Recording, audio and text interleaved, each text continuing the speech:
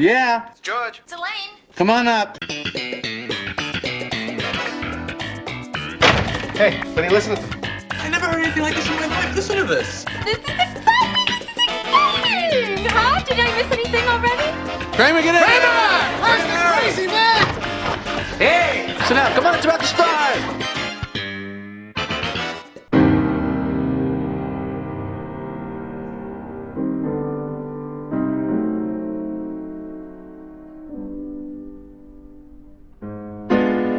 Hi there, and welcome to Seincast, a retrospective on all 180 episodes of Seinfeld, being hosted by two guys who can barely run their own lives.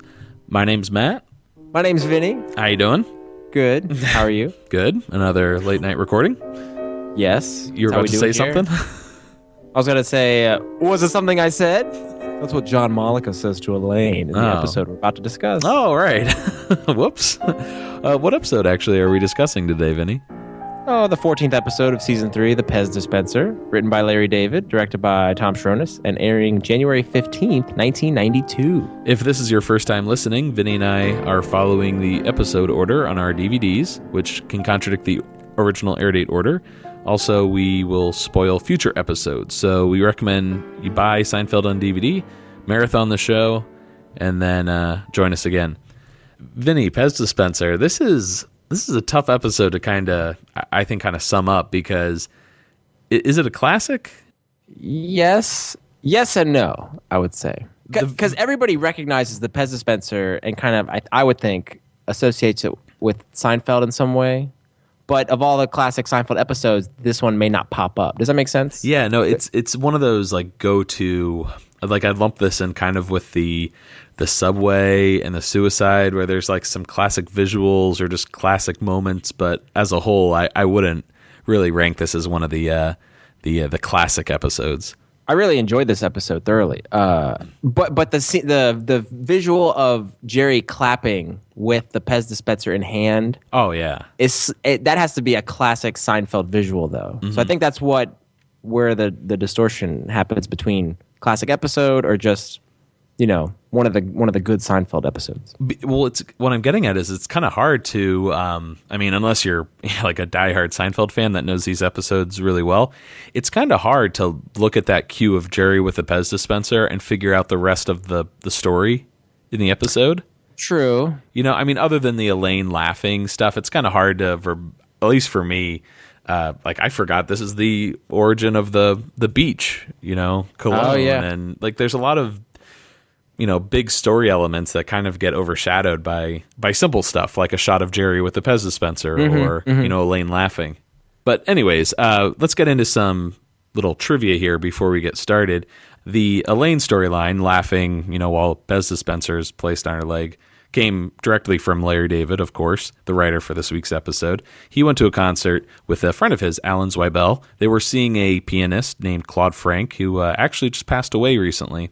They were sitting in the front row, and Alan put this Pez dispenser on Larry's leg, which, of course, just caused him to laugh uncontrollably. And I think he was quoted as saying he had to bite his sweater the entire time to stifle the laughs. There's something so unique about this Pez dispenser storyline that it had to have come from a real life experience, because how could you conjure this up? So there's something very genuine about it, and it just so happens that this did happen to Larry David. So I think that's one of the things that makes this episode, somewhat magical. It's so funny, Larry taking a life experience and giving it to Elaine, because there's so many, of course, direct parallels between him and George. I would assume something he went through would go to one of the male characters in a sense, but in particular George. George, yeah, or Kramer even, who knows, but it's just kind of nice to see that Larry's life experiences are not limited just to the men in the show. It can also apply to the Elaine character. I would hope, because the storyline is directly correlated with laughing uncontrollably, seeing as Julia has the most infectious laugh of the four. Maybe that's why they assigned this storyline to her. I'd like to think that. That's true, or at least it made the most sense. When Larry, probably repeatedly saw Elaine breaking character. Or, I'm sorry, Julia breaking character every episode. It made a lot of sense. Yeah, good stuff. Regarding the preemptive breakup storyline, where Kramer tells George, "Hey, you should break up with your girlfriend before she breaks up with you. That, of course, came from Larry's life directly. He did that before, and it totally worked, apparently. Ugh. Could you do that? No, and that's terrible. All these games. I'm sick of games. It's just a game. Larry wrote most of this episode's script on stage while they were overseeing production of The Subway, which I thought was interesting. That was the episode we covered last week. So literally, writing this episode. It makes me think that, not saying that a lot of energy and attention wasn't put into this episode, but it kind of makes sense that this is purely a Larry David script, where he doesn't need to consult anyone. It's all him. He can write it whenever he wants, wherever he wants. It's not really like on assignment. I'm trying to think of another episode from season 2 that it kind of reminds me of. Maybe The Phone Message. That was an episode he had to write sort of at the last minute to replace the bet. Right, exactly. And also, speaking of The Subway, prior to filming this episode, the audience for the Pez Dispenser watched a rough cut of The Subway, so their laughter could be used in the final audio mix. We might have brought this up last week, but this is something they do a lot of times when there was a set that was so big, like the parking garage, the subway, for example, that they couldn't film it in front of an audience. So another case of that. How wonderful must it have been for those audience members to get that twofer. You go in for a TV taping of Seinfeld. Not only do you get to watch the Pez Dispenser live, but you get to see the subway on tape as well. I'm sure we would have heard from them by now, but I wonder if any of our listeners have been to a taping of Seinfeld. That's a really good point. I would like to, or if anyone knows anyone that's been to a Seinfeld taping that could share their experience, because I think my biggest regret, there weren't podcasts at the time, but not having a podcast while the show was on is being able to go to a taping. Jonathan Wolff, the composer on Seinfeld, we've brought him up before. He came up quite a bit during the season 3 premiere, The Note, when we had that weird kind of like alternate Seinfeld theme. Hey! the one you thought you'd never hear again. Yeah. Well, the scene when Noelle is playing the piano, you hear someone playing the piano that obviously wasn't her. It was actually Jonathan Wolff, the composer for this episode. And he mentioned during an interview that Larry instructed him, okay, you need to make a mistake while you're playing. That's the moment when Elaine starts laughing. And he made a little mistake, played the wrong note. And Larry wanted bigger, and he, messed up like a little bit more. Larry said, no, bigger, bigger. And so ultimately what he did is just slam his elbow down on the keys. And that was apparently what Larry was going for. When this episode first aired, there was a 3-second, what they call bumpers. And it basically was aired between the first and second act, and it only lasted a few seconds, and it had the Seinfeld logo, and it was a Seinfeld theme, but with a piano, which nice. I'd love to have. Yeah. Just different instruments playing the theme. I think we brought this up before in the Chinese restaurant. There was supposed to be a bumper of the You're Seinfeld theme, right? But it was going to have some kind of like, I guess like a Chinese sort of melody to it. Mm-hmm. I don't know if that ever aired or not. There's some trivia about it. I forget. Yeah. A lot of episodes we've done. Yeah. Well, if anyone has the original tapes, I guess from the airings of these episodes. And one last bit of trivia here. Larry David and Jerry Seinfeld participate in a commentary on the DVDs that Vinny and I watch each week before we record the show. And apparently this episode was such a big hit and well received by the Pez company that they sent Larry and Jerry their own personal Pez dispensers, one with Jerry's head, one with Larry's head on it. Ugh.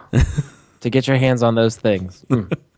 Yeah, Larry commented that he still has his, and it makes me wonder, like, did they... I can't imagine Pez would create a new mold for them, so... For one person, especially a writer on a show that you never see his face, from the public's point of view. Right. So I can see Jerry being commercialized, but not Larry's head. So they must have taken like an old or at least a different model and just repainted it. But it makes me wonder what models they used. I actually like to go on eBay sometimes and look for rare Seinfeld memorabilia or just see what's out there. And there are actually molds of Jerry, Larry, Jason, Julia, and Michael's heads on, I don't know, I forget what country they were made in, but you can see these wooden or plastic molds of action figures that they were going to try and make. And they're actually really expensive. Huh. They don't look that accurate, but you can see what they were going for. Sure. But something fun to check out on eBay. Well, speaking of eBay, you sent me probably the item we want more than anything, and was that the Seinfeld yearbook? Yes. Yeah, that's a big one. It was given to, cast and crew on the show, and it's about 168 pages of black and white photos, and I think there's, signatures in there. Only so many were made, but we can't see what's in the book. It only shows the, leather-bound cover, and it has a Seinfeld logo, but we don't know what's in there, but it looks juicy. Should we get started? Yeah, let's do it. Women put on their perfume in an interesting way. I love watching them do that. You ever notice that, guys, when they have their little key strategio little areas and places they think we're going.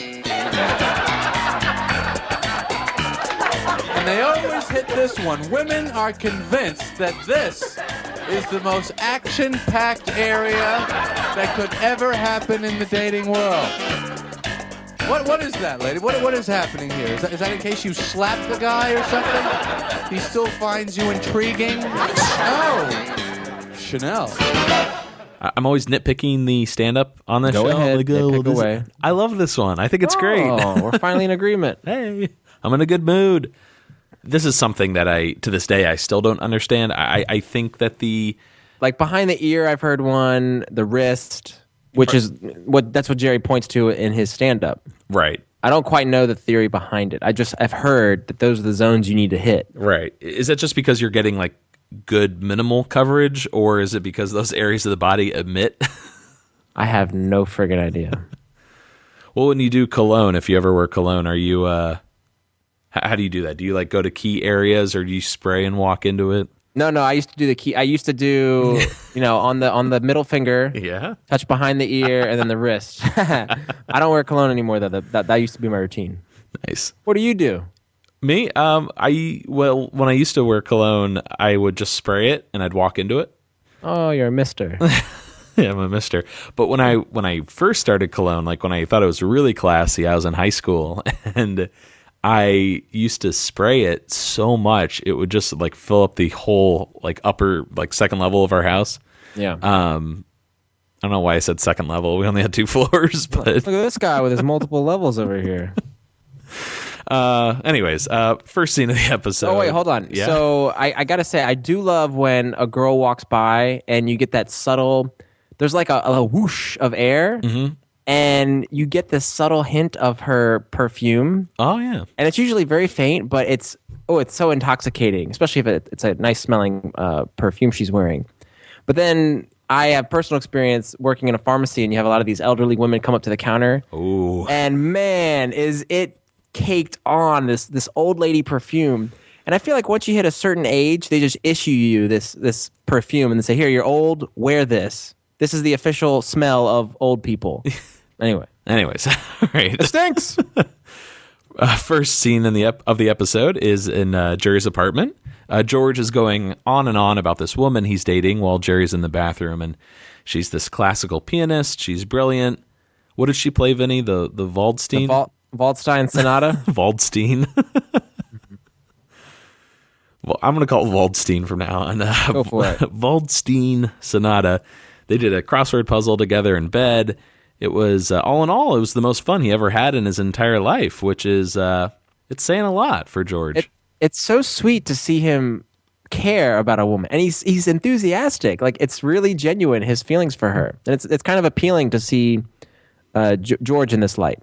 Yeah, we saw him speak this way about Carol from the phone message. Our favorite girlfriend, yes. I might have to step away from that. Well, just because so many episodes have gone by, I don't know if I stand by Carol. She is, one of our listeners pointed out on Facebook how like boring she is. And I think we brought that up on the show. There's nothing about her that's memorable at all. Yeah. And maybe that's why we like her so much. There's no baggage. There's no, she doesn't eat her peas one at a time. She's just a very normal, average person. She's so forgettable that she's memorable. Right. What were we talking about? Oh yeah, girlfriends. He was in love with. There was another girlfriend we've had that he was really into. Daphne. No, not Daphne. Oh, Audrey. Audrey, yeah, the nose job.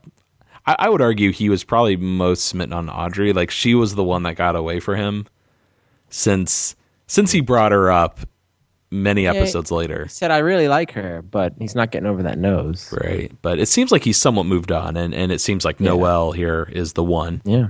So Jerry comes out of the bathroom, and great delivery. He's like, "Oh, did you say something? I didn't hear you." You think he's screwing with him? Yes. Like he knows George was talking about something, and he's like, yeah, I'm just gonna ignore him.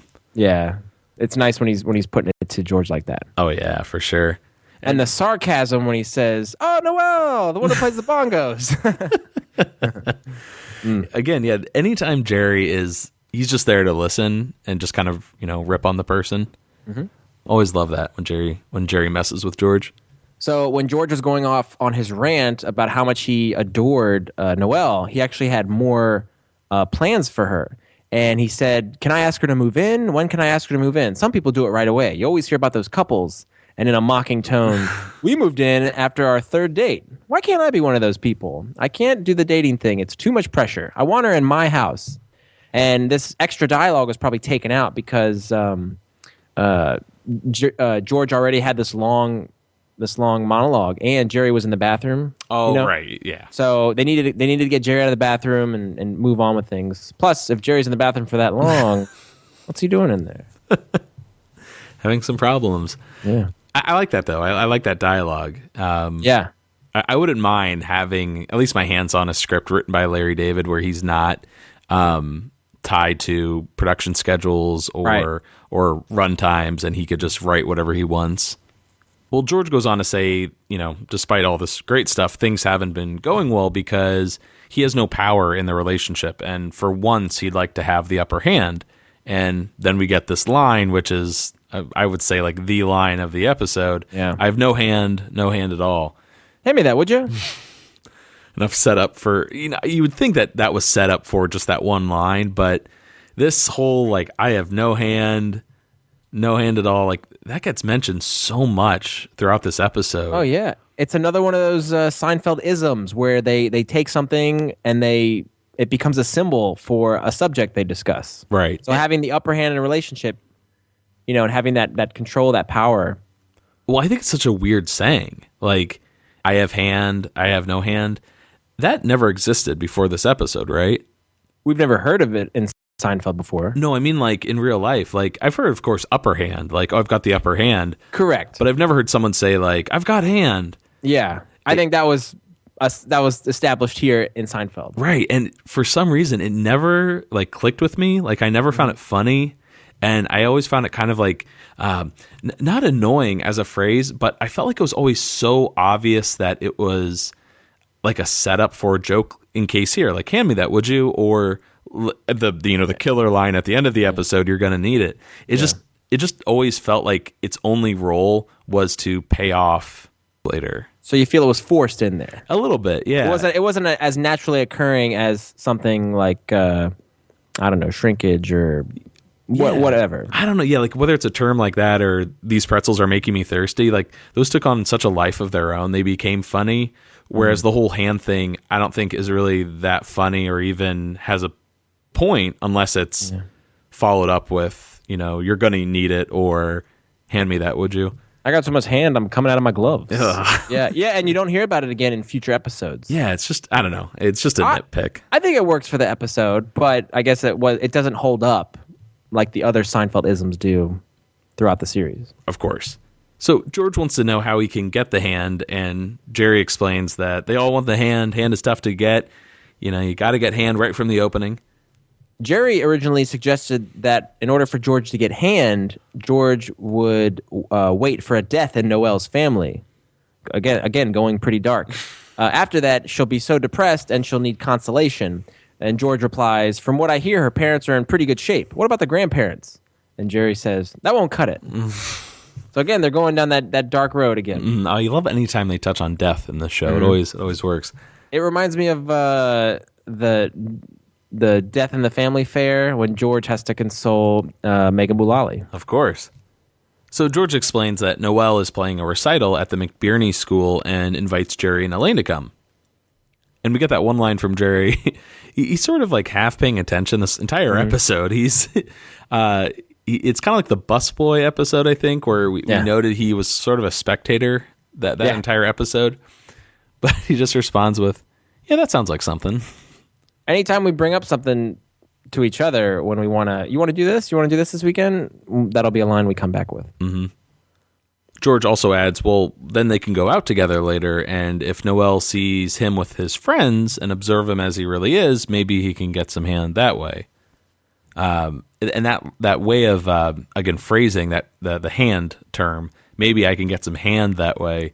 Do you feel like they're kind of setting up the joke there, or because the audience really laughs at that? Yeah, and this is actually mentioned later on in the series when George is dating somebody and he wants to go out with Jerry and Elaine so that the girl can get a look into his non-date personality. Right. I think it's with the risotto broad, right? Karen. Right? Mm-hmm. Yeah, I think. Oh, yeah, because she's like, I'm learning a lot about you tonight, George. That's date 2, or the kind of like the return of Karen. Yes. Oh, it's the masseuse. Yes. There we go. So the K-Man enters and immediately goes to George to smell his arm, who won't, but Jerry will smell his arm. Which I found very interesting, because sometimes Jerry is very repulsed by Kramer, correct? Yes. And so he's not willing to scratch his back when he has the itch, or rub lotion on his back at the Hamptons, or even let Kramer let Mr. Johnson out in his home. But for some reason, he smells his arm without any hesitation.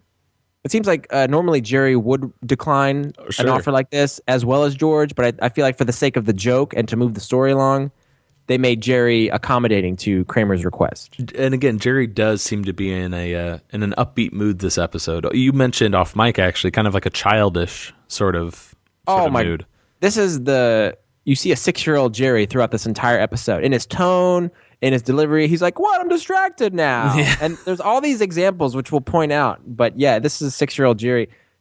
Even the closing stand-up is about jawbreakers and how much he loves them. But anyway, we'll get there. That smells good. What is that? The beach.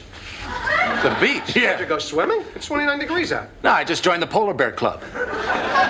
You joined the polar bears? What the hell is a polar bear? Well, it's these people. They go swimming in the winter. They're terrific. I just took my first swim today. It's invigorating. Yeah. So shock therapy. What is that, a Pez dispenser? Yeah. You want one? Hey. I just bought it at the flea market. Yeah. Hey, what goes on there exactly? You don't know? No, I know.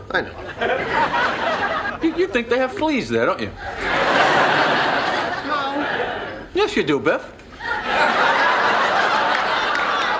You've never been to a flea market, and you think they have fleas there. All right, I think they have fleas there, so what? Here, you want this? Oh, you don't want it? No, I bought 5 of them. Oh, great. Thanks. A couple things with this scene, which I really liked, was there's that tone again where George asked the question, what goes on there anyway? That happened last week. He's going to touch on a subject, and this happens to be the subject of flea markets. But George gets caught with that stupid, he asked a stupid question, and Jerry's going to call him out. Jerry calls him on it, and George tries to, I know what goes on there. Yes, you do, Biff. And now we have our second reference to Biff Loman. The subway last week, Jerry first referred to Biff, whistling on the elevator. Now he calls him Biff when he makes this flea market flub. Mm-hmm. Oh, yeah. It's comes back again in The Boyfriend, I think. Yes, like, Biff wants to be a buff. Biff wants to be a buff. And I think that's the end of it, unfortunately. Yeah, unfortunately, right. I always like that. I think that's a really nice sort of just nickname for Jerry to give George whenever he's pointing out all of his failures. The biggest loser in the history of American literature. Sounds about right.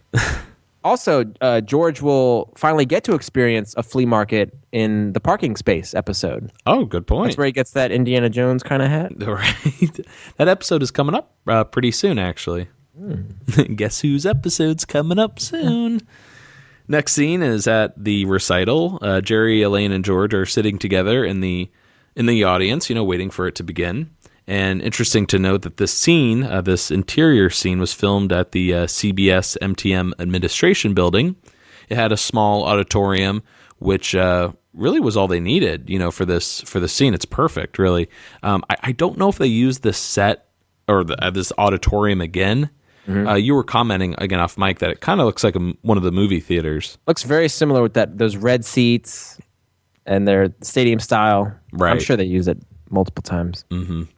Well, they definitely use the outside, which we'll see in a little bit here when Elaine goes outside to kind of control her laughing. Mm-hmm. That I definitely know they use it in The Trip when Kramer is proved innocent and when they're in LA and the murderer strikes again and the glass doors, yeah, and Kramer all start dancing, and I think they use it again in it's not the nap, the Checks episode when the Japanese tourists are sleeping in Jerry's drawers.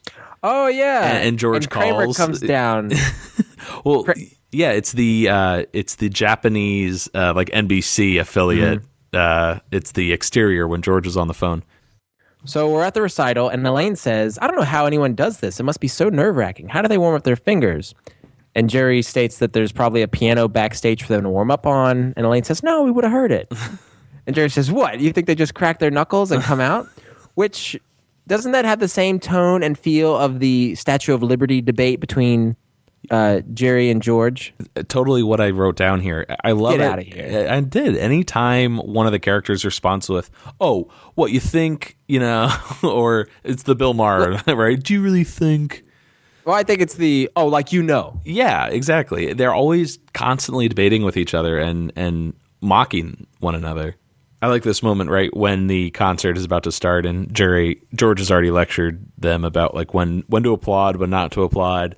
Jerry takes offense to it. He does, and I like that where he's like, "Is this okay? Can I do this?" Yeah. Again, 6-year-old. Mm-hmm. Very immature. And again, we're in this, just as we mentioned at the top, classic scene. There's not a lot of audio cues, like characters talking, but I think you can imagine it in your head if I play this clip here.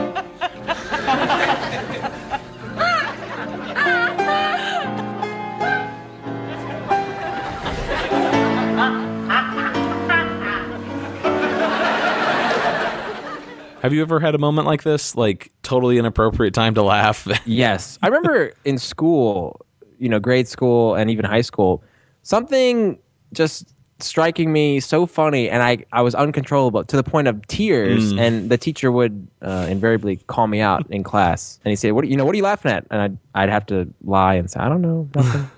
But it's perfect for Elaine, or at least Julia, to be the one in this scene, because you almost get this Pez scene in all the bloopers from every season. They're trying to do a scene. They're trying to, it might not be a serious scene, but it's serious in the sense that they're acting and it's work. And she's just not able to get through it. And I wonder how they got that isolated recording of her laugh. Because doesn't it sound like it was recorded in post or separate? I'm sure they recorded it during the scene, but then they did another one for that they put in. When she's walking through the audience, that's definitely like a looped line. She probably, we've pointed out before, she's such a good laugher. Is that the word? She's a great laugher. Yeah, she's great at laughing. That I wouldn't be surprised if they, as you mentioned, they just recorded her laughter in post and played it there. So Elaine stumbles outside and she's still laughing from the whole Pez dispenser. when suddenly a guy, this is pretty creepy. Yeah. This guy in a 90s tracksuit and gloves. That don't match. Don't match. They're like the gloves you put on before you strangle someone. Surprises her, and she's a bit confused. Not sure who he is. And he's like, hey, John Malika. He's a guy that used to bartend at the comedy club. Oh, John. Right. So John Malika is played by actor Fred Sanders. He was in a TV series called Ghost in the Shell, Stand Alone Complex. He was in The Shadow, that movie with Alec Baldwin. Oh, yeah. He was in single episodes of Murphy Brown, Married with Children, Mad About You, Home Improvement, West Wing, The Ellen Show, 2 episodes of Malcolm in the Middle. Then I saved the best for last. He was in It's Like You Know, Peter Melman's show. Oh, okay. And he was in the pilot for Jason Alexander's second TV series, Listen Up, the one about the sports TV host. Oh, nice. Little Seinfeld triv there. It sounds like Seinfeld, though, was his one of his first shows, his first gigs. Yeah. I was really excited about that. Me too. So Elaine explains what happened inside with the Pez dispenser, and John eventually finds out that she and Jerry are no longer dating, and he kind of makes his move saying, oh, you really look great, you know? Ugh. It's weird. He's creepy, but he seems harmless. Like he walks this fine line. Like first with the intro of something I said, and he grabs her. Then the second thing with the you really look great. And then the third thing is when he actually asks her out later on with the tissue shoved up his nose. Right. And he's persistent about it too. Well, we cut back into the recital, and I love it. You have Jerry just listening to the music. He's so calm, just tilting his head. Then we have this pan across and tilt down to the Pez dispenser sitting where Elaine was, and then he's got his own seat. Tweety has his own seat. Tweety has his own seat. Then we, pull up to George, and he's just glaring over at Jerry. Is Tweety a boy or a girl? It's a good question. I would say she is pretty androgynous. Like it could go either way. Oh, I see what you did there. Very nice. But yeah, there's something. Tweety was just always so cute and adorable. Yeah. That there was nothing defining about him one way or the other. And that was Mel Blanc, right? Oh, I don't know. Maybe. Now that I'm thinking of the voice in my head, it sounds just like Mel Blanc. Mm-hmm. Anyway, sorry. Yeah. What podcast are we doing? Back to Elaine and John, she asks how Richie Appel is doing, or if he's still friends with him. I guess Richie was a comedian, probably knew Jerry and John from the comedy club. John explains that he was doing comedy in L.A. for a few years and got back last month, but he's kind of messed up on drugs, which it's kind of awkward. And Elaine suggests an intervention, but John says the only person Richie would listen to is Jerry. And there's this great line here, Vinny, that we love. He'd never listen to anyone. Except, of course, Jerry. He'd listen to Jerry. Jerry would have to be involved. He really respects Jerry. There's something about like the actor's delivery that just, I love this line. Oh, it's fabulous. And I wonder, was that the actor's choice, or was he directed either by Tom Sharonis or Larry David or Jerry to deliver it in this manner? Because it's so perfect. And then when he finally says he really respects Jerry, and then they smash cut to Jerry clapping with the Pez dispenser, it's brilliant. And they actually do a similar joke like this later on. Yes. Which we'll touch on. Now, I also want to touch on one thing in the scene. At one point, John was going to ask Elaine how Kramer's doing, and she was going to say, oh, he just won $18,000 on a crazy tip on a horse, which would have been a great callback to the subway. And that's all I like to think it's all Larry David, injecting little bits throughout the show to maintain this continuity, which I just eat it up. Yeah. You guys, you know this. Well, it'd be funny. Yeah. John apparently knows everyone, he knows, except for George, I guess. Right. Well, the next scene is in it's in the recital hall, but the hallway, I guess, right outside of Noelle's dressing room. Jerry, a familiar looking hallway. Yeah, we were, again, for everyone listening, we were talking about this while the mics are off, that hallway is very similar to the one at the Tonight Show in the Trip episode, another mention of the Trip. when George talks to Corbin Bernsen. Is it Bernsen? Bernsen and George the Bernsen Bears. Sorry, go ahead. And George Wendt. It just has that very similar, cinder block kind of layout. So they're waiting to go in while Elaine is apologizing about laughing during the performance, and George, of course, is really upset. And Jerry tries to explain, hey, it was just an impulse to, put the Pez dispenser on Elaine's leg. George doesn't want Elaine to tell Noel that she was the one that was laughing, because if Noel thinks his friends are jerks, then he's a jerk. And Elaine tells Jerry about running into John Malika as well, the guy that used to bartend at the comedy club. But oh, really? John Malika? Well, she's taking too long, I guess, to tell the story. And George is like, hey, can we cut to the chase? Cut to the chase? What are you, Joe Hollywood? This is very similar to the beep, beep, beep. What are you doing? Or the... Yeah. Also, we'll just tuck and roll. Who are you, Mannix? And cut to the chase, interesting little bit of trivia here, is an old Hollywood expression. It was used, during film editing to remove a lot of the fluff, the incidental scenes, to get to the chase scene quicker. So, have you heard anybody use that in real life? Cut to the chase? Oh, yeah. I mean, these sayings are so cliche, I guess, for a reason. I must have heard them somewhere. True.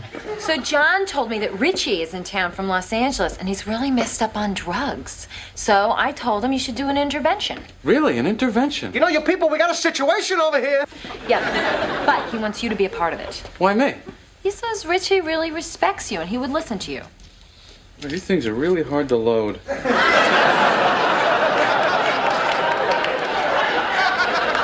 Okay, all right. I'm going in.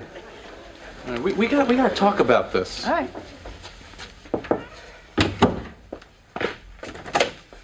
Hi. You are wonderful. No. Oh, these are my friends Elaine and Jerry Noel. You play a hell of a piano. Yeah, I was really moved. Really moved. Well, didn't you hear that person laughing? I couldn't play. I was humiliated. Well, I'm sure it wasn't at you. Well, then what was she laughing at? Pez? Oh, no, thank you. Did you see her? Me? No, I... Well, anyone who would laugh at a recital is probably some sort of lunatic anyway. I mean, only a sick, twisted mind could be that rude and ignorant. Well, maybe some mental defective put something stupid on her leg. Even if this so-called mental defective did put something on her leg, she's still the one who laughed. I'll never forget that laugh for the rest of my life. Well, I'm sure she would apologize if she could. Probably someone is holding her back. Maybe against every fiber of her being. Well, if she wants to continue to have a fiber of her being, she'll be very careful. All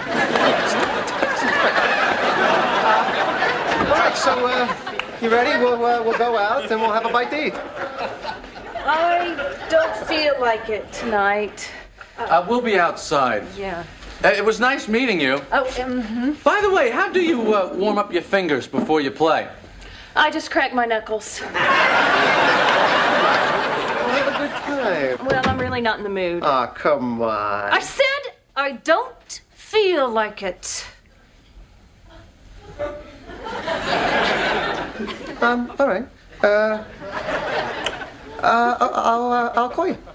I'll call you and we'll talk on the phone. Have a telephone communique.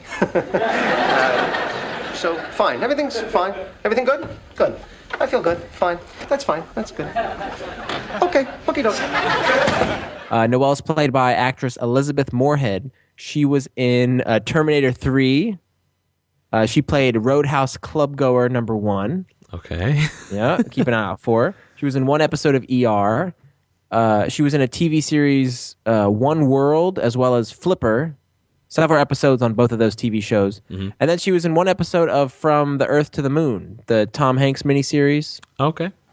Yeah, so she's worked. Yeah, she's really interesting. The the character Noelle, I want to say she's like one of my least favorite of the of the girlfriend, boyfriends, what have you. I agree. And I think it's because she's so angry. Like, she's really unpleasant at times. This isn't the actress, just the character. Case in point right here, where she's like, I said I don't feel like it. She's moody, yeah. Very, just goes from like 0 to 10, which... That's it! You're the one! Well, you think George would like that since he's so good. You know, his anger is unmatched, but... Later, too, in the when she finds out Elaine is the one laughing, that turn she does, and her eyes just like, it's pretty scary. I love this callback though from the earlier joke that was planted with the, warming up. How do you think they warm up their hands? Do they just crack their knuckles versus playing the piano? And then it comes full circle here at the end. Jerry asks Noelle, and she says, I just cracked my knuckles. Right. And Elaine gives that little look to Jerry. Yeah, whenever Elaine is... Well, it's not so much that Elaine was right, but Jerry was wrong. Yes. Yes. Wonderful. Oh, I kind of have I don't know if it's really a theory. It just kind of hit me that George really likes women that are kind of like mean towards him. I'm thinking of the woman from the baby shower. Her name's escaping me. Leslie, yeah. Someone who was just didn't treat George very well, kind of abused him in a way repeatedly, and yet he kept coming back. So perhaps because he had a verbally abusive childhood, maybe he seeks to recreate that. Maybe. With his relationships. A little psychology there. Yeah. I like that. All right, let's take a short break. 3, 2, 1, fire! And there he goes, the first man in space, the Coco Martian Pez Space Trooper. Look, he's on the moon. He's on Mars. And it's always handy when it's time for Pez candy. Just fill him with the Pez candy refill. Gee, he's fun. Have one. And now the greatest free offer ever. 2 free gifts. The Coco Martian Pez Space Trooper and the Pez Candy Refill. Yours absolutely free when you buy Coco Marsh. They're attached only on Coco Marsh. You know how good chocolatey Coco Marsh is in milk and ice cream. It's real delicious. 'Cause it's real chocolatey. So don't wait. Be first to get these 2 free gifts. Coco Martian Pez Space Trooper and Pez Candy Refill at your store now. Okay, we're back. So we're back from the act break, a rather early act break in this week's episode. We're at Monk's, and Jerry and Elaine are out to eat after the recital. He's explaining that Kramer might be the one responsible for getting Richie Pell hooked on drugs in the first place. So he kind of explains the story here. A few years ago, the comedy club had a softball team, and Kramer was the first baseman. Love that kind of background info. Yeah. Like, you couldn't get anything by him. Oh, yeah. It kind of reminded me of the lip reader when Kramer was a ball boy on the tennis courts. Nothing would get by him. He would, zip out there, get the ball. He was actually a ball man. Thank you very much. Ball man. So at one game, they win after coming back from being 8 runs behind, and so it's a huge victory, and Kramer convinces Richie to dump a bucket of Gatorade on Marty Benson, the comedy club owner's head, which he does. However, it was freezing out, and Marty was 67 years old. He caught a cold, which turned into pneumonia, and a month later died. So Shut up! Before you go on, did that trigger anything? Elaine's response to that story? Oh, like Get Out, I guess? I felt as though they had the option of putting a Get Out there, but for some reason I like to think they went with a Shut Up as to mix it up and not, Well, it's tough, too, because Get Out always works when you're standing, and you push. It's very physical. You can push across a coffee table, I would think. Yeah, but you could. I could see it, but I guess since it's mainly a verbal scene or just dialogue that she had to do the shut up. But no, it's a very good point. To wrap up the story, even though all the comedians were okay with Marty Benson dying because they hated him, Richie was never the same. What about Kramer? Oh, he's the same. It's funny how Kramer is the one who Jerry thinks was indirectly responsible for causing Richie to get hooked on drugs. But as we'll see, Kramer is also indirectly responsible for getting Richie back on the wagon, because Kramer's the one who bought the Pez dispenser. Yeah. that Jerry will eventually give to Richie, and that will kind of get him on the right track. Yes, that's very interesting. Regarding this Marty Benson guy who died, this whole scenario of dumping the Gatorade on an elderly gentleman, I had no idea this was actually based off of someone's actual fate. A guy by the name of George Allen. He was a football coach, right? Mm-hmm. Apparently, before his death, this man George Allen noted that he hadn't been feeling well since some of his Long Beach State players dumped a Gatorade bucket filled with ice water on him after a victory against another team. So it's sort of sad, the idea of this, older guy just sort of celebrating with his players, and they're the ones that kill him. Tragic, yeah. Yeah. And something we again noted while we were watching the episode was how the set, the monk set, Jerry and Elaine aren't in their normal booth. They're on the other side of the wall. Yeah, they're sitting on the divider. Normally, they're on the side of the divider. You can't see their legs. Mm-hmm. This time, they're on the side closest to the camera, and you can see Jerry and Elaine's legs and feet underneath the table. And that was something they were trying out this season. Yeah, so it's nice. You get another little visual. So the next scene is at Jerry's apartment, and he's on the phone with John. He's not sure if he's the right guy to speak to Richie, and he doesn't really feel like he has a good apartment for interventions. The furniture is very non-confrontational. Remember Richie Appel? Oh, sure. The guy I told to pour the Gatorade that killed Marty Benson? Right. Well, John Mollick is organizing some kind of intervention for him. We're having it here. Can I get in on that? What do you think? It's like a poker game? Is Elaine going? Yeah. Well, I knew him as well as she did. Yeah, but John invited her. So, wait, what are you saying? You don't want me to intervene? No, intervene. Go ahead, intervene all you want. I'm just afraid you might be interfering while we're intervening. Yeah? It's George. Come on up. Stop smelling your arm! I got a great idea for a cologne. It's called The Beach. You spray it on, and it's just like you came home from the beach. A cologne that smells like the beach. I can't believe I'm saying this, but that's not a bad idea. Tell me about it. It's funny how when Jerry asked Kramer, remember Richie Appel, that Kramer has absolutely no remorse when he says, oh yeah, the guy I told to dump the Gatorade on Marty Benson's head. It didn't even faze him. Oh, he doesn't care. And then furthermore, Kramer, Jerry talks about this intervention they're going to have. Kramer wants to get in on it. What does he want to get out of that? I think he just wants to be involved in things. He doesn't want to feel like left out. Where are you going? Where? Or take me where? Yeah, you're right. You always have to be in everything. Yeah. I was thinking, is this Kramer's first big idea in the series? Is his beach clone? Well, the first one that really, I think he starts pitching because he has the rollout tie dispenser. Oh, yes. And he also has a pizza place where you make your own pie. Right, which will come back. Yes. But the tie doesn't really come back. Oh, man. And let's not forget the levels, but those, again, never come to pass. It seems like up to this point, Kramer had a lot of ideas that were sort of like, oh, he's the wacky, weird neighbor, and nothing's going to come to fruition. He just has ideas.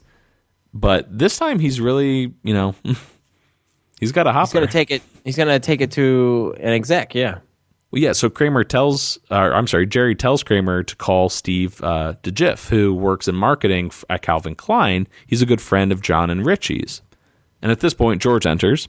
He's not looking really happy. He can sense that Noelle is going to break up with him after having this terrible phone conversation.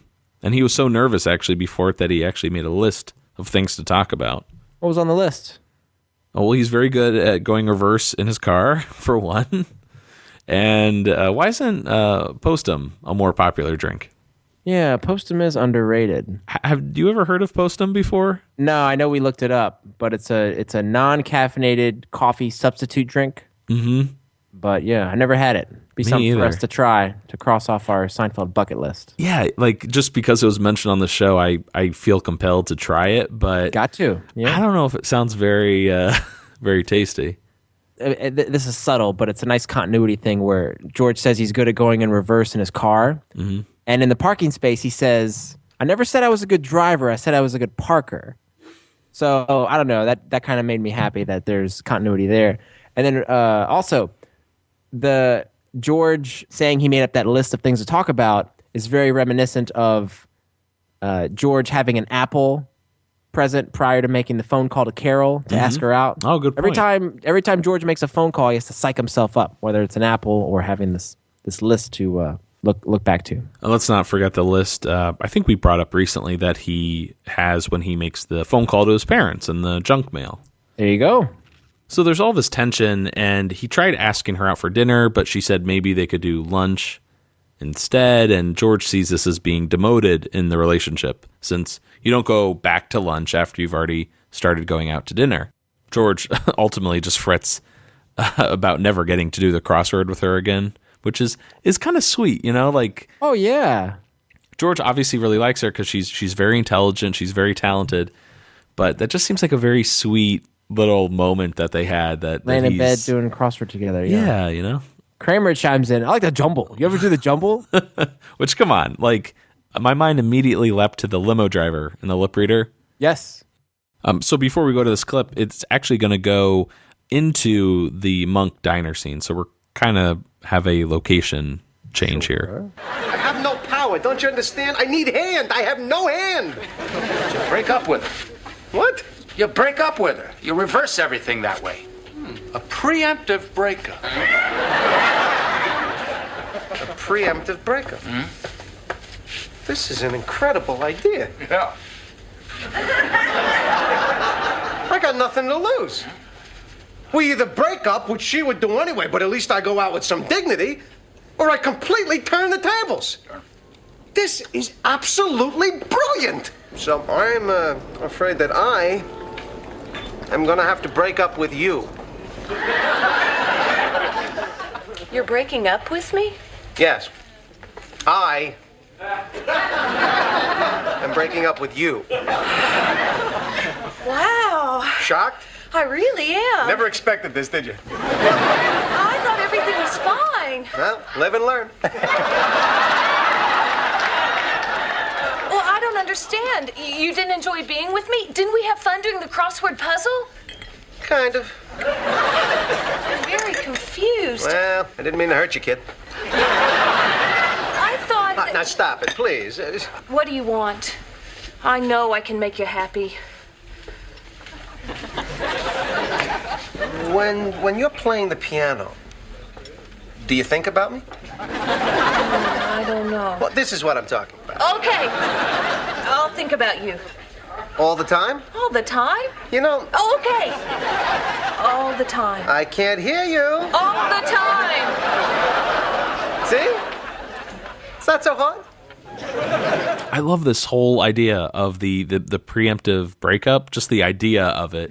It could be a little malicious and cruel, but I like it because it's Jerry and George Kramer, for that matter, too. They're scheming a little bit on like relationships and how to have the upper hand, in a sense. Kind of reminds me of The Switch.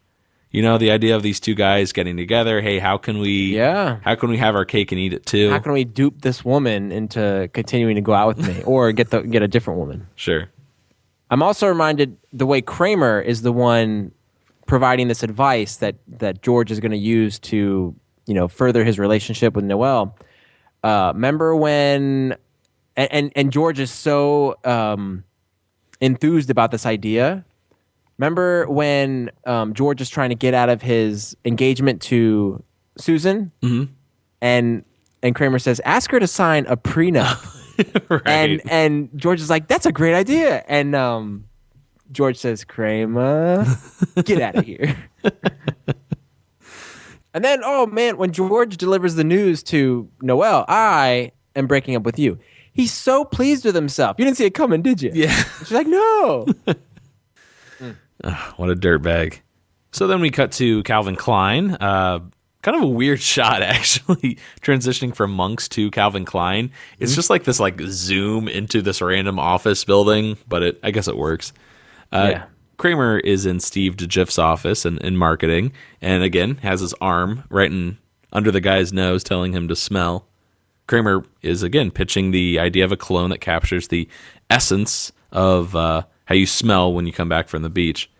And we just can't do it justice, but Michael Richards is so incredible in this scene. Like, when he walks up to the window, he's got his arm up there, he's like, I'm trying to, create something that captures the essence, and he brings that arm forward. Yeah, and, he's got the sleeve rolled up. I love fragrance mogul Kramer. Yes, everything about it. Well, of course, Steve thinks it's a dumb idea, and that no one wants to spend $80 to smell like dead fish and seaweed. He thinks the beach smell is objectionable, offensive odor. Now, I don't have the link in front of me, but there is a beach perfume out there. Yeah, Larry actually pointed out in the commentary that someone came up to him and said, "Here, smell my arm. It smells like the beach."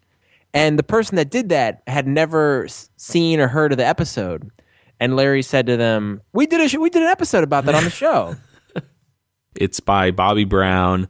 It's called Beach Fragrance, and it's sold through the Sephora website. So if anyone has $72 they want to spend, but this apparently says it's a light, happy, and nostalgic scent that evokes warm sunshine and the sea breeze. They were pretty close in nailing the price down, Steve DeGiff. He said $80 a bottle. Mm-hmm. And that's Calvin Klein. Maybe Calvin would have to go a little higher. Ultimately, Kramer is just sort of left standing there in the room, just dealing with the refusal. So you don't think it's a good idea? No. Steve DeGiff is played by actor Bill Applebaum. He was in Pretty Woman. He played the character of Howard. He was in 2 Married with Children episodes. He was in a Very Brady sequel. And he was also in The Nutty Professor 2, which will actually come up later in the show. Did you have any trivia on who auditioned for the role? I did not. What you got? I got some info for you here. So, 2 people that auditioned for the role that we should note. Which role are we talking here? Kramer in this episode. For Kramer? Yeah. No, for Steve. Sorry, I just wanted to confuse you. So 2 actors that auditioned for the role of Steve DeGiff. Is it DeGiff or DeGriff? DeGiff. Guy named DeGriff. Just say no.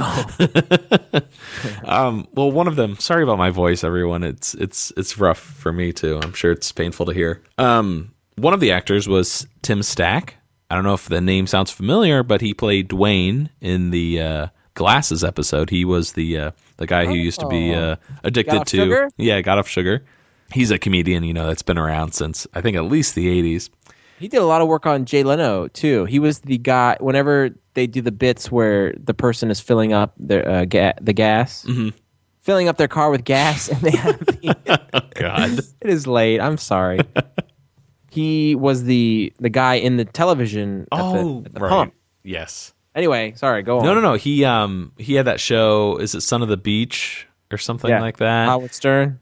Maybe, but he always kind of reminded me of like a Fred Willard kind of type, like that comedian that's been around for a real long time, and he a lot of guest roles on talk shows. Yeah, does a character.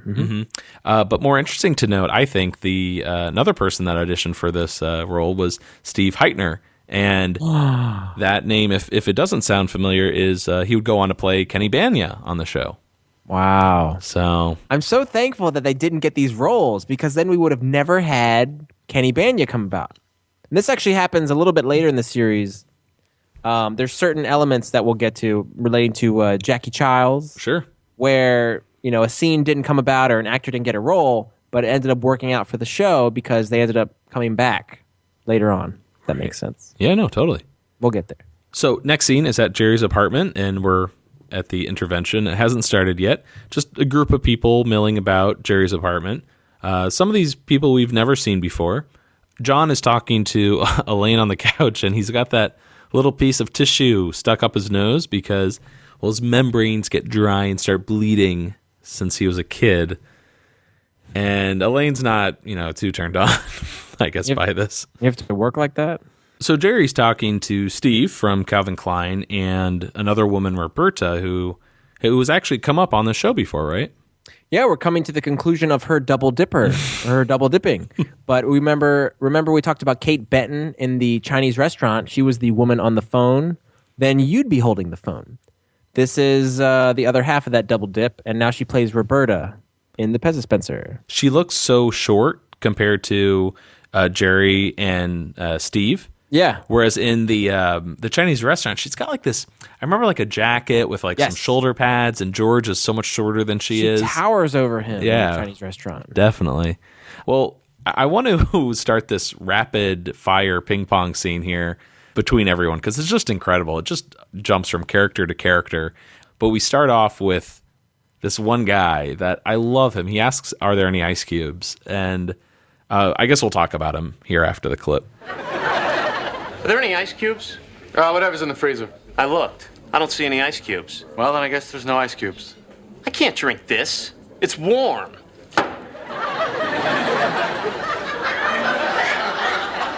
Hey, John, shouldn't we rehearse this a little bit before Richie comes? What's the plan? Do I have to talk? I don't feel like talking. Well, if he's not going to talk, then I don't want to talk either. No, we all have to talk. What's the order? We'll go in alphabetical order. You're first, Roberta. Why am I first? Albano's your last name. That's not my name anymore. I'm divorced. I'll go first. Hey. Is this the interference? Intervention. What are you doing here? Is it all right if I stay for the intervention? He can't stay. This is for close friends only. Hey, I'm a friend. Who do you think told him to pour the Gatorade over Marty Benson's head? Let him stay. Yeah. Hey, I got somebody to make up that cologne for me, Big Mouth. Somebody's gonna make that crap? Kramer! Hey, you guys, all right. Hey, come on in. Hey, these are some of my polar bear buddies. They can't stay. You're having a party here? No, we're having an intervention. An intervention? Who's intervening? There's a friend of ours on drugs, and we're going to confront him. Oh, sure. We used to do that when one of our polar bears stopped coming. We go to his house. What, you don't want to be a polar bear anymore? It's too cold for you. It's him. What do we do? Hide! It's not a surprise party. Yeah. It's George. Come on up. It's not him. So that character with that wonderful delivery of "I can't drink this. This is warm." He's credited as being intervener, and he's played by Steve Kahila. He was in a Modern Family episode. He was in Angels and Demons, Frost Nixon. He was in the Men in Black TV series, How the Grinch Stole Christmas. He was also in Nutty Professor 2. So we got 2 actors in Nutty Professor 2. And he was in Space Jam. Oh, rounding He it does out. he does a lot of voice work, Steve Kahila. Mm-hmm. I don't know what it is. You can have just 1 or 2 lines, but if they're so absurd and if your delivery is just right, it can, for me, just be the most memorable stuff from the entire episode. And for me, this is it. Like, this guy stands out more than anyone at this entire party. I agree with you. And that reminds me of the episode when we have Elaine as the mannequin. Uh-huh.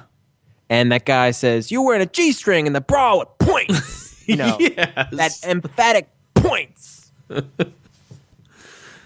man, that really made me laugh. The polar bear member is played by actor Alan Bloomfield. He was in that movie Crank with Jason Statham. Really? Yeah. Wow. He was in the old polar bear member that's like, ouch envy. Yeah, who's doing the intervening? Yeah, that's he was in Crank. He played a pharmacy man, actually. He was credited. Wait, pharmacy man, not pharmacist? That's what it says. I guess he's like a customer. I don't know what that means. A man in a pharmacy. He was also in Old School, and he's credited as airplane ticket buyer, but it's uncredited. Okay. So I can't recall him. He was in Mad About You, The Nanny, 2 episodes of The Wonder Years, and Golden Girls. Oh, very nice. I like how all these actors, they have sitcom experience. Mm-hmm. Well, and again, we noted at the top of this clip, just the rapid fire. I mean, this is Larry David just doing what he does best, just jumping from character to character and just the back and forth. It's really incredible. So at this point, John is cornering Elaine in the kitchen. I guess this is his last attempt. And he's upset because he can tell that she's not into him. And he's convinced, you won't go out with me because I'm a bartender, right? Is it because I have a tissue in my nose? Getting warm. Yeah.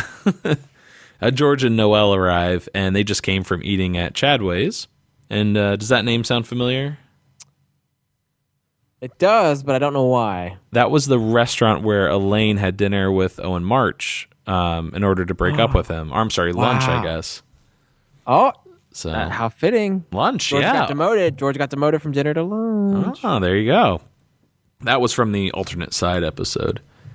So Jerry explains that they're having the intervention for Richie, and George and Noel kind of split up. Noel goes with Elaine, while Jerry compliments George. Hey, you're looking well, and George is feeling good. He says, a man without hand is not a man. He has so much hand, he's coming out of his glove, which, yeah, I don't know, man. You do not like that joke at all. It's just weird. Like, does it? Not feeling it.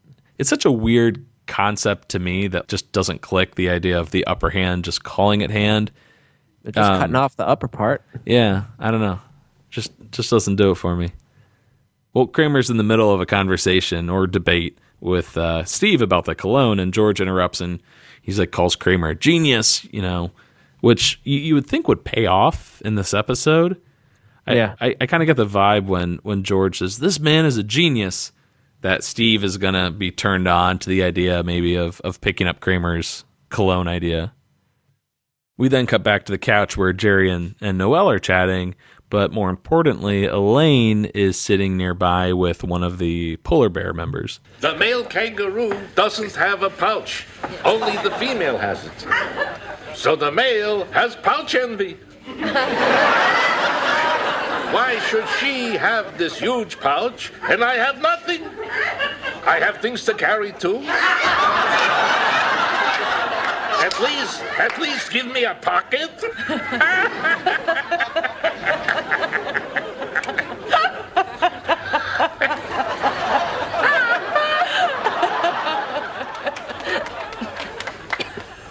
That laugh. That's the laugh.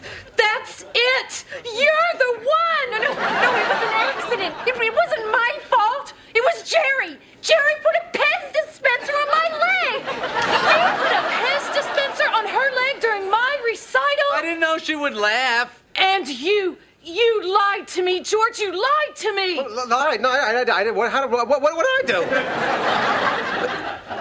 Where are you going? I am breaking up with you.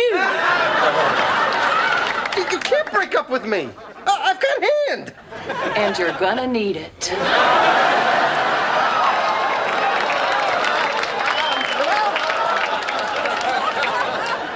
Hey, Richie. Hey, Richie. So what's going on? So this pouch envy joke that what's his name again? Does he have a character name?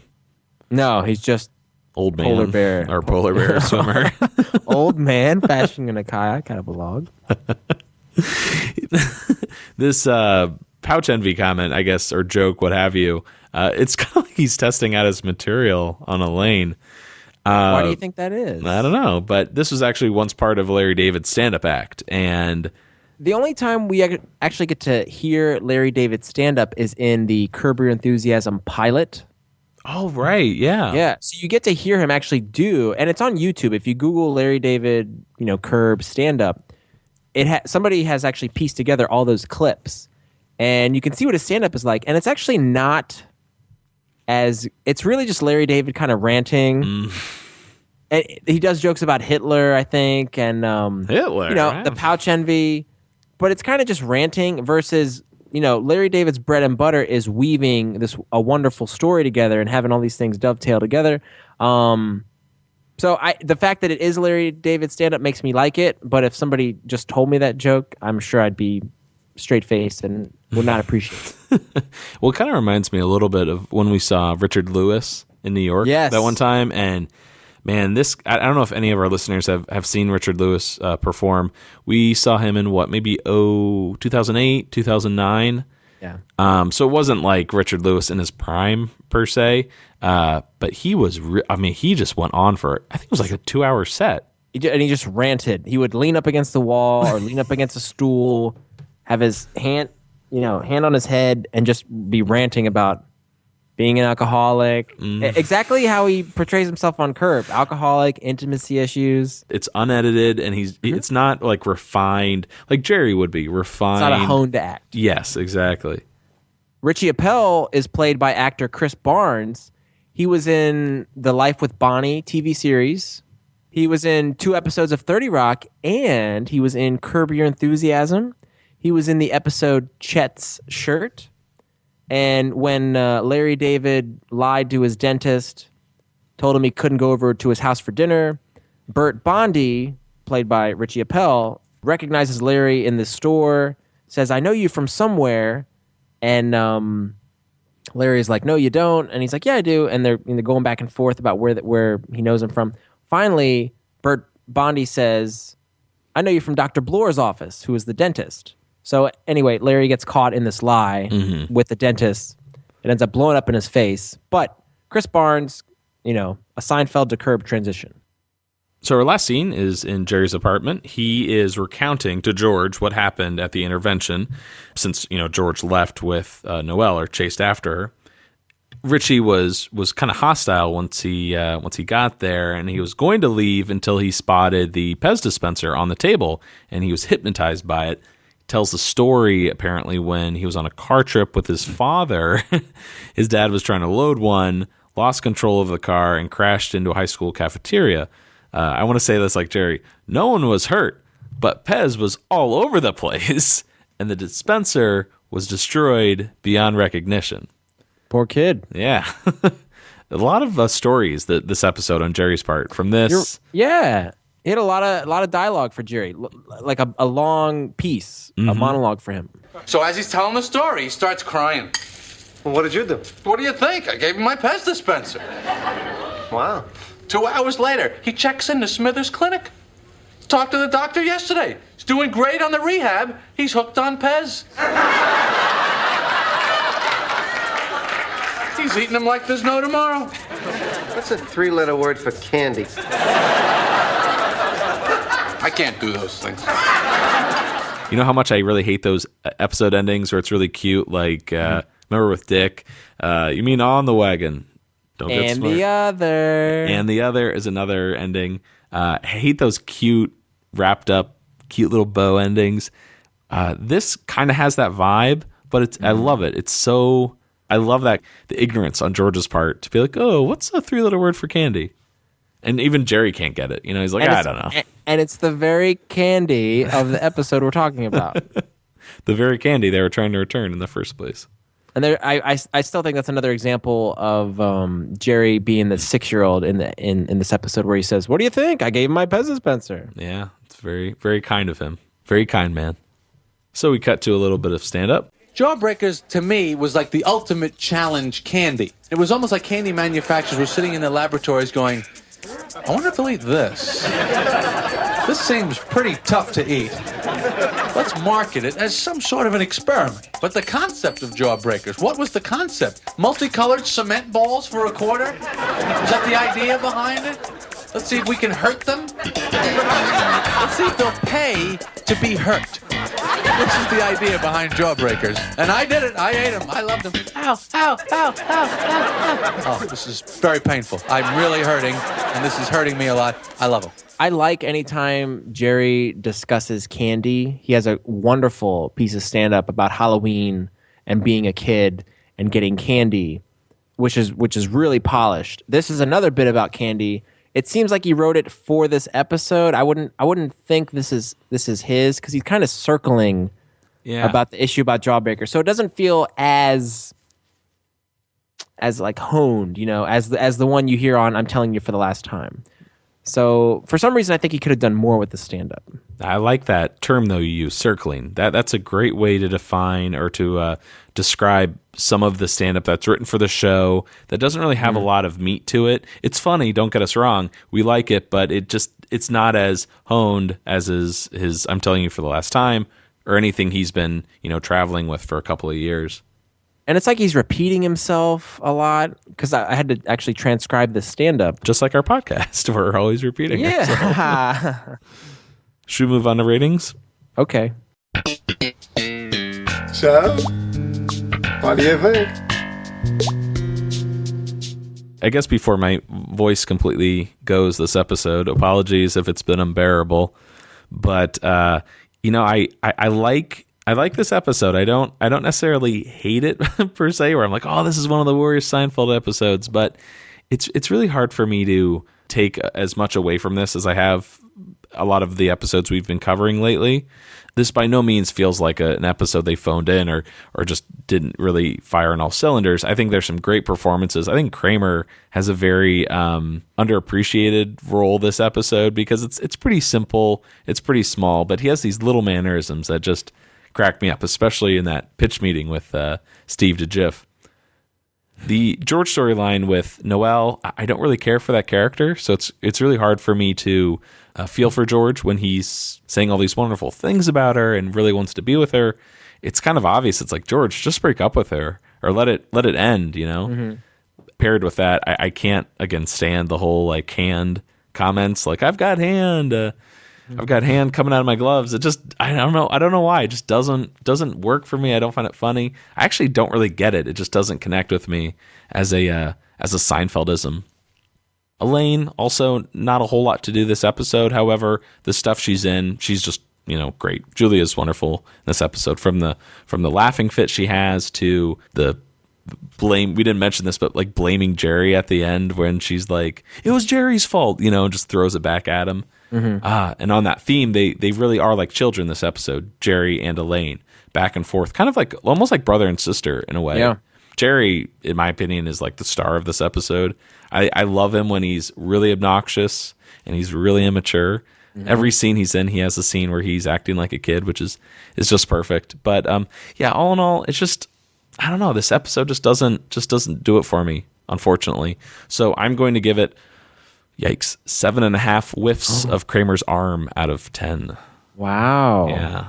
Speaking of whiffs of Kramer's arm, did we mention that the beach cologne will come back in the pick episode? Oh, we never did, and I only because Shame I assumed, on us. Well, I only assumed people would know, but yeah, you're right. Well, we got to be thorough somewhat for our standards. Should we re-record the episode?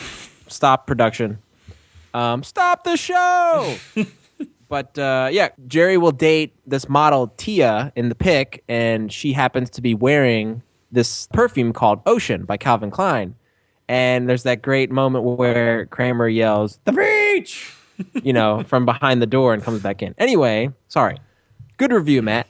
I kind of agree with you. I feel like there were moments or scenes in this episode that were really, really good, especially the recital scene, because the three of them sitting in the seats with the Pez dispenser and George just shooting eyes at both Elaine and Jerry when she's laughing. That's what's really memorable about this episode. Her trying to get out of the theater, cracking up. Her getting out of the theater, trying to stifle her laugh, getting caught is very funny. The fact that it's a real life story from Larry David makes me enjoy it a little bit better. But I found the intervention stuff to be a little bit weak. That the episode kind of loses a little bit of steam there. I agree with you that Jerry does steal the show when he's going on his little monologues. When he is in Monk's kind of, he has his arm back on the diner, that wall, or the seat. The seat, when he's kind of got his arm back and he's telling Elaine the story, and then even kind of busting George's balls in the beginning with, "I'm sorry, what'd you say?" and the one that plays the bongos, So there's a lot of sarcasm from Jerry's part, and everybody's kind of bickering like children, both Jerry and Elaine, like you said, but then also Jerry and George when they're outside of Noelle's dressing room. Kramer's also solid as the mogul. I love that character. I found it hard to actually pick things out of this episode that I wanted to talk about. I was kind of just sitting back and watching it. Yeah, I mean, maybe our audiences agree with us after they listen to this episode, there was a lot really to kind of sink our teeth into this episode for whatever reason. Yeah. So, I mean, having said all that, I still enjoyed it, but it was just tough to pull stuff out to talk about. Anyway, I'm gonna wrap this up, and I'm gonna give it 8 Gatorades dumped on Marty Benson's head out of 10. Nice.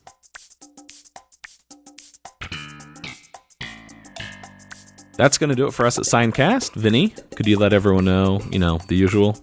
Sure. Send us an email at seincast@gmail.com. Like us on Facebook. Follow us on Twitter, as well as Pinterest or Tumblr.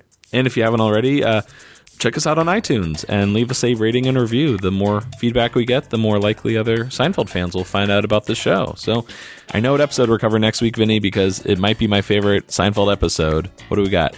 June 14th, 1987, Mets, Phillies. Next week, we're discussing the 15th episode of Season 3, The Boyfriend. But for now, I'm Matt. I'm Vinny. Signing off.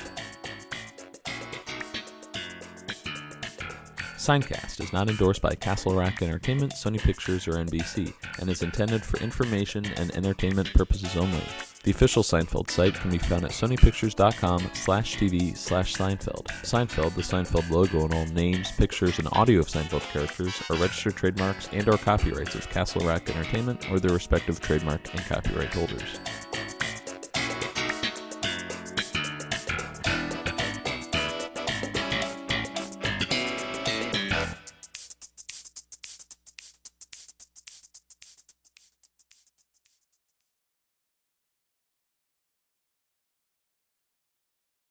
Could we cut to the chase? Cut to the chase? Yeah. Well, what are you, Joe Hollywood? A lot of people say it. I would lose that. What's that? Lose that? That's not a Hollywood expression. Yes, it is.